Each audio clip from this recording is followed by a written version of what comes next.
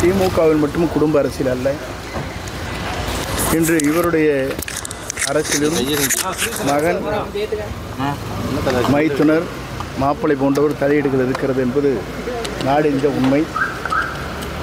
ஒருவருடைய வாழ்க்கையை பொறுத்தவரையிலும், அரசியல் பொறுத்தவரையிலும் பல்வேறு கருத்துக்கள் பரிமாணம் கூட இந்த இயக்கத்திற்காக புரட்சித் தலைவர் காலத்திலிருந்து புரட்சித் தலைவர் அம்மா காலம் வரையிலும் இன்று வரையிலும் இந்த இயக்கம் வலிமை பெற வேண்டும், இந்த இயக்கம் நாளை வெற்றி பெற வேண்டும் என்ற நோக்கத்தோடு தான் என் பணிகளை நான் மேற்கொண்டு வருகிறேன். தன்னால் முடியாததை முடியும் என்று சொல்லி தன்னையும் ஏமாற்றிக் கொண்டு மற்றவர்களும் ஏமாற்றக்கூடாது என்பதுதான் தத்துவம்.